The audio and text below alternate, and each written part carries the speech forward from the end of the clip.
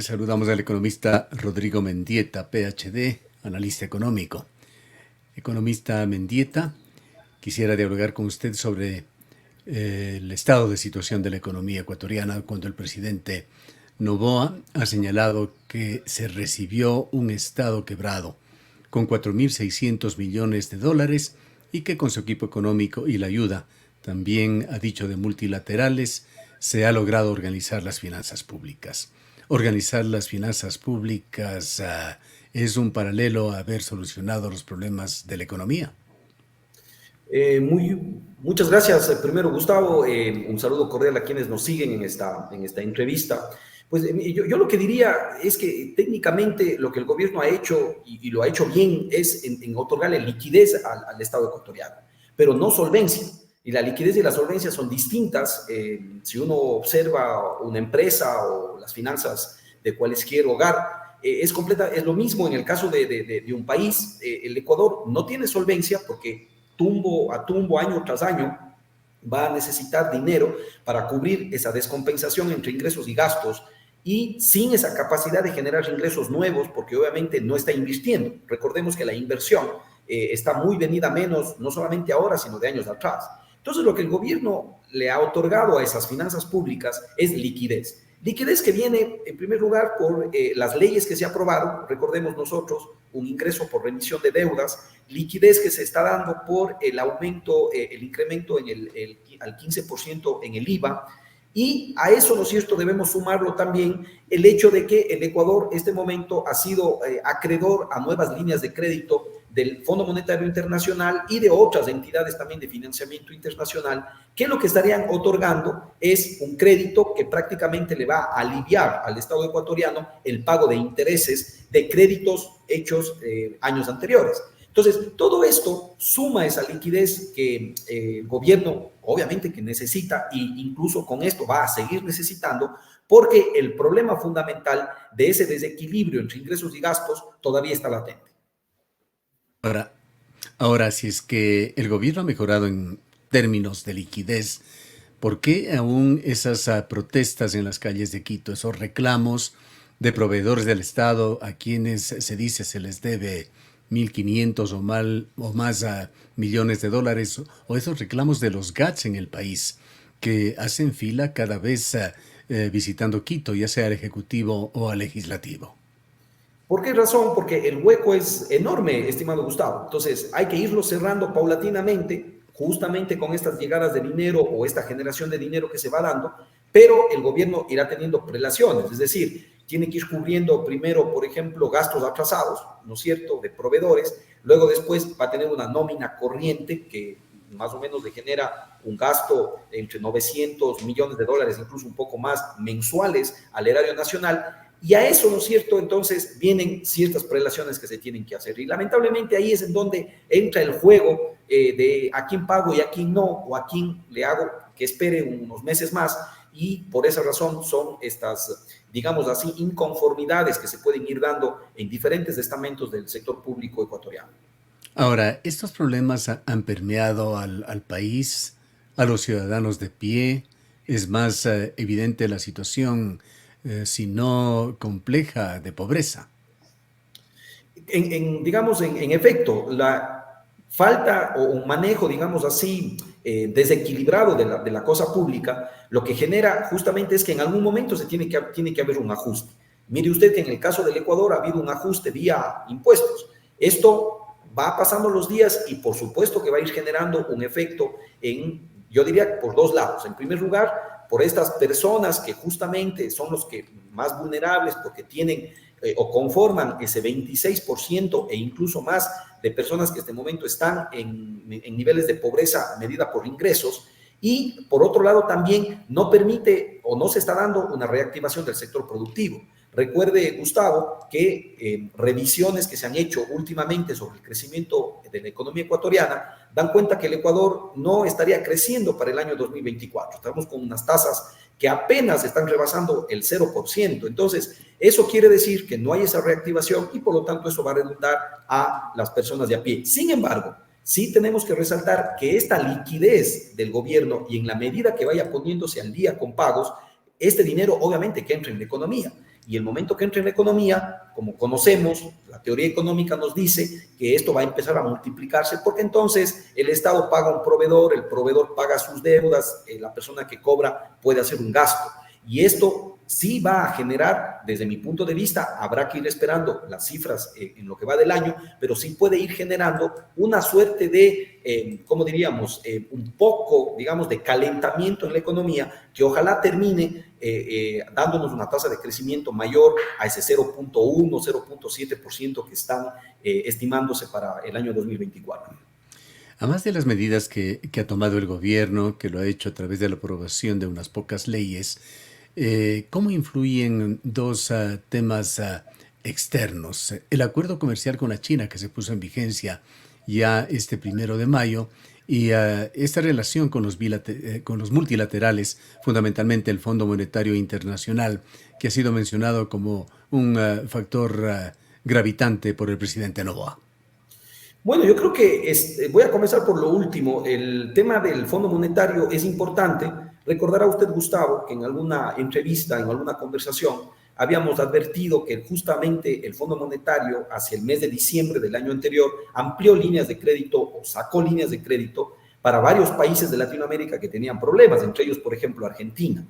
El Ecuador y el presidente Noboa han logrado incluirse en esa lista y por esa razón en este momento se ha anunciado que vamos a tener un crédito inicial de 4.000 millones de dólares que va a ser entregado paulatinamente y habremos de ver cómo va a hacerse esa entrega. Pero esto lo que viene es aliviar específicamente lo que es el pago de la deuda ecuatoriana, deuda que se ha hecho en años anteriores.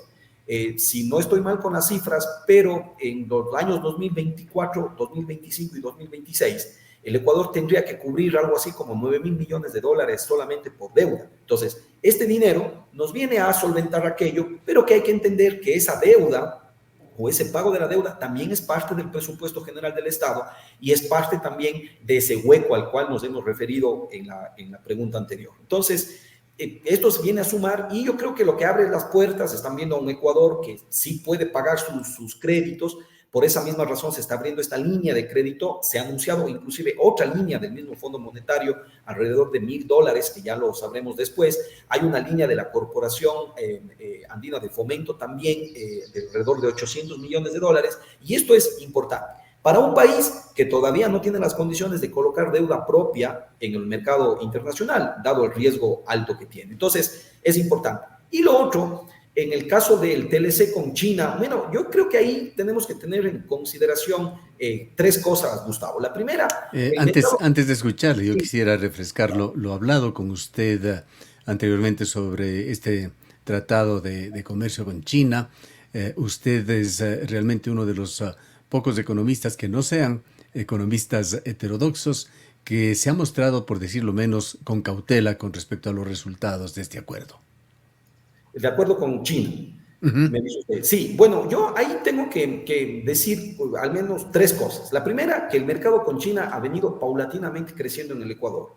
En el año 2019 se exportaba a China algo así como 3.000 millones de dólares. Hoy día, es decir, en el año 2023, para tener un año completo, estamos exportando ya 5.700 millones de dólares, siendo uno de los principales mercados de exportación e inclusive el primero en que se coloca un producto emblemático de la economía ecuatoriana, como es el caso del camarón. Entonces, es una economía con la que ya hemos venido ganando terreno desde el punto de vista comercial. Por lo tanto, es importante entrar en una lógica, ¿no es cierto?, de, digamos así, pues, tener mayores facilidades para el tema del comercio. Primera cosa. Segunda cosa, si uno revisa el acuerdo, y lo he hecho de una manera, digamos así, detallada, uno puede encontrar, estimado Gustavo, que hay una apertura interesante para poder, por ejemplo, importar con aranceles cero o con menos aranceles, por ejemplo, maquinaria y una serie de insumos e inclusive tecnología, que en el caso de China, que está produciendo,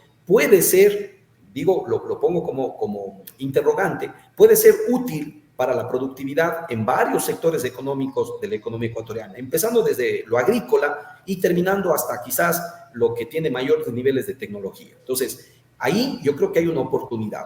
Luego después, también el acuerdo tiene cierta protección, como por ejemplo en el tema de automóviles, tiene un periodo, ¿no es cierto?, en donde se va a ir desgravando en los próximos 15 años. Entonces, yo creo que eso es interesante, que no va a ser digamos, de una sola. Y más o menos, estaba revisando, son como más de 800 partidas de productos que prácticamente estarían protegidos de aranceles, digamos, con China.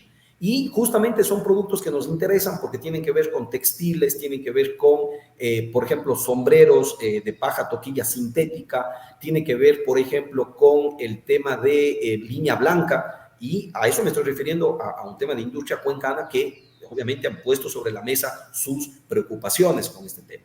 Entonces, yo podría decir, ¿no es cierto?, que al final del día, y yo me quedaría con la situación de que ahora que ya se ha firmado, yo creo que es rol de todos, de toda la sociedad, gobiernos seccionales, pero también sector productivo, ¿por qué no decirlo? También la academia a la que yo me pertenezco, pero también ver cómo podemos explotar o sacar las mejores ventajas de un acuerdo comercial como el momento está firmado con China, ¿no?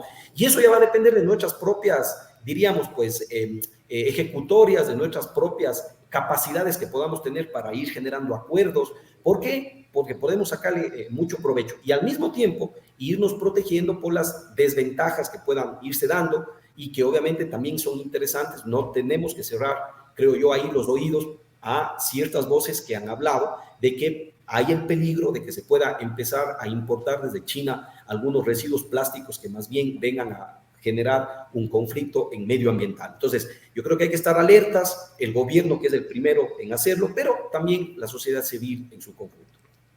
¿En qué áreas, por otra parte, considera usted pueden beneficiarse las exportaciones ecuatorianas, que tendría que ser un incremento sustancial para que valga la pena? Bueno, según cálculos del Banco Central del Ecuador, crecerían más o menos en un 8% las exportaciones ecuatorianas con el acuerdo y las importaciones lo harían en un 7%, y sin que yo conozca el modelo que se ha utilizado, pero ellos dan cuenta de que esto le aportaría medio punto porcentual al crecimiento ecuatoriano. Es importante aquello notarlo, es decir, el Banco Central tiene su credibilidad y reitero, si bien no conozco el modelo, pero yo le doy, digamos, un beneficio de la duda a ese dato. Ahora, ¿qué productos podemos aprovechar? Bueno, primero, apuntalar los que ya estamos exportando, que como les repito, son camarón, pero tenemos también otros digamos, productos del mar, tenemos también atún, tenemos otro tipo de peces, y a eso debería sumarse un trabajo importante para potencializar productos de exportación que está demandando mucho un mercado inmenso, un mercado de 1.500 millones de personas, que tiene que ver con, por ejemplo, la piña, pitahaya, el tema de lo que tiene que ver con frutos secos, y también tenemos ahí quinoa y otros productos que podamos nosotros incorporar, digamos así, desde el punto de vista agrícola, a esa dieta del país asiático. Yo creo que ahí necesitamos, como yo decía, ¿no?, apuntalar, ver cómo podemos unirnos, asociarnos, digamos, sumar hombro para que podamos aprovechar de mejor manera este mercado de exportación que es muy amplio. Y en cuanto a las amenazas a la industria nacional, hay unos pocos sectores, como usted ha señalado, que están protegidos, pero la mayoría no. Va a haber afectación, Gustavo. Lamentablemente, mire, yo cuando me preparaba para esta entrevista pensaba en qué nos dice la teoría económica sobre los tratados de libre comercio, y entonces ahí lo que cuentan, ¿no es cierto?, en varios casos y con evidencia, es que, claro, se generan algunos sectores que ganan, sectores productivos, y otros sectores que pierden o que ganan menos. Pero como economista yo tengo que verlo como toda la economía del país, es decir, en el neto, ¿no? Y yo creo que en el neto el balance sí va a ser que nos beneficie más que nos perjudique. Pero yo sí quiero dejar anotado que esto va a ser a condición de lo que nosotros podamos aprovechar con este acuerdo comercial y con otros que se vayan dando. Mire, hoy día leía el anuncio de que, por ejemplo, continúan, digamos, en ampliar ciertas conversaciones con otros países. En el caso del Ecuador, recordemos que quedó pendiente ciertos, digamos, países como el caso de México, por ejemplo, que quedó pendiente para la entrada nuestra hacia lo que tiene que ver con la comunidad de Asia-Pacífico. Y yo creo que mientras vayamos nosotros pensando en que podemos abrir las fronteras para nuestras exportaciones y que eso a la vez nos permita diversificar la exportación, yo creo que eso se ha conversado como un problema o una salida, digamos, que la economía ecuatoriana necesita, toda vez que está reprimida, que no puede crecer y que lamentablemente el problema básico no puede generar empleo adecuado. ¿Y cómo ve usted ese otro acuerdo comercial? Se encuentra realmente en inicios con Canadá. ¿Qué amenazas, qué oportunidades ve con este país, uno de cuyos principales insumos de exportación es la minería? Bueno, ahí hay que tener muchísimo cuidado, tenemos que tener mucho cuidado porque ahí yo creo que vienen los temas de prelación a los que yo me he referido, ¿no es cierto? Y ahí no es discutible ni siquiera, yo creo que lo mínimo, el tema de proteger nuestros páramos con el recurso que hoy por hoy yo creo que el ecuatoriano, todos nosotros, nuestras familias, etcétera, nuestros hijos, y hay que pensar en las generaciones que vienen también, Gustavo, pues obviamente hemos visto lo valioso que es el agua. Mire usted cómo prácticamente nos ha dejado con problemas de energía, pero también en algunos lugares tienen problemas de inclusive racionamiento de agua, ¿no? Como el caso, por ejemplo, de Bogotá en Colombia. Entonces eso nos tiene que reflexionar de que eso es un bien preciado. Entonces, por lo tanto, yo creo que ahí vienen cualquier tipo de negociación, pero teniendo claramente estos temas que no nos vayan a afectar y obviamente ver cuáles son los mayores beneficios. Caso contrario, pues habrá que también decirlo, esto sigue un proceso, irá a la asamblea, etcétera, y tendremos que aportar. Si es que eso nos va a perjudicar, pues obviamente no estaremos de acuerdo con eso, ¿no? Ahora, economista Mendieta, volviendo al tema de ordenamiento de las finanzas del Estado, cuéntenos cómo va el tema del gasto público del sector público, del gasto público del sector público concretamente. ¿Cuánto del PIB significa? Bueno, nosotros tenemos en este momento un presupuesto aproximadamente de 36.000 millones de dólares. Nosotros estamos hablando que eso representa más o menos un 30% del Producto Interno Bruto. Entonces, esa es la cantidad de gasto que el gobierno tiene que seguir haciendo, porque obviamente, dado su tamaño, dadas las diferentes compromisos a los que tiene, pues obviamente tiene que ir cubriendo. Pero el problema está en que la capacidad de generación de ingresos, Gustavo, no llega a superar los 20.000 millones de dólares. Entonces, nosotros año tras año tenemos una brecha de 10.000 millones de dólares que tienen que ser cubiertos de dos maneras, con deuda y con déficit. Y así, lamentablemente, ese es el problema. Entonces, vamos pasando, ¿no es cierto?, los años de manera recurrente y lo que vamos viendo es que todos los gobiernos se enfrentan a déficits, todos los gobiernos se enfrentan a la necesidad de deuda, pero esto en algún momento tiene que terminar. Tiene que terminar cuando la sociedad ecuatoriana, creo yo, sea capaz de decir qué gastos no son necesarios porque no están aportando a objetivos de crecimiento, no están aportando a objetivos de empleo, no están aportando a objetivos de reducción de pobreza. Mire usted, ahí le pongo 3 objetivos importantes de ese presupuesto. Pero si no lo están aportando, tenemos que ser, digamos, lo suficientemente maduros, lo cual no se ha dado, para poder esclarecer aquello. ¿A qué me refiero en forma concreta? El tema de los subsidios a los combustibles, que hemos hablado de la focalización. Como yo le decía, este gobierno seguramente lo pospondrá por un tema ya político, pero tarde o temprano tenemos que empezar a esclarecer este tipo de cosas, así como también aumentar lo que tiene que ver con recaudación. Hay que mejorar la recaudación porque esto en cambio iría subiendo los ingresos, pero al final del día hay que entender que un país no puede vivir con estos huecos año tras año de alrededor de 10.000 millones de dólares, Gustavo. Y con estas mejoras a la economía que dice el presidente se ha logrado, ¿va a mejorar también en algo el plan de inversión en obra pública? Solamente por el plan maestro de electricidad, el gobierno ha señalado que se requiere una inversión que bordea los 2.000 millones de dólares cada año hasta el 2033. Yo creería que no, Gustavo, lamentablemente, porque el presupuesto para inversión es bajo y ahorita tenemos prelación. Como usted bien dice, quizás los recursos vayan a destinarse en una forma más, digamos, directa en lo que tiene que ver con la generación de energía o cubrir todos estos problemas que puedan darse, ¿no?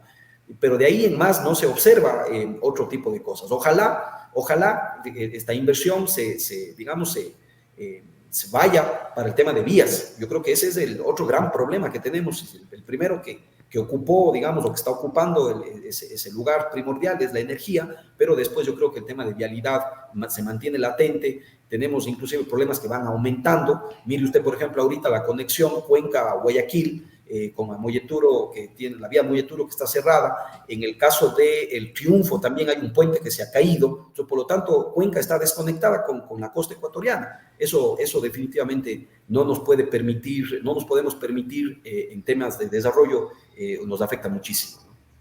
Y culminando justamente en este tema, esas necesidades insatisfechas de Cuenca que van afectando a la productividad de la región, ¿tienen visos de arreglarse? ¿Hay una luz al final del túnel? ¿Va a haber algún camino para mejorar la vialidad en la provincia? Bueno, esperemos que se vaya dando. Yo creo que los esfuerzos, cualquiera que sean, suman, pero lamentablemente no se ven en un corto plazo porque tienen también sus dificultades, ¿no? Por más que hayan los mecanismos legales para poder hacerlo, pero tienen sus dificultades. Yo creo que en un corto plazo, lamentablemente, vamos a tener que ver cómo se solucionan, pero con paliativos, pero no una solución estructural. Bien, queremos agradecerle mucho por habernos acompañado. Muchísimas gracias, Gustavo. Usted siempre a las órdenes. Declaraciones del economista Rodrigo Mendieta, analista económico.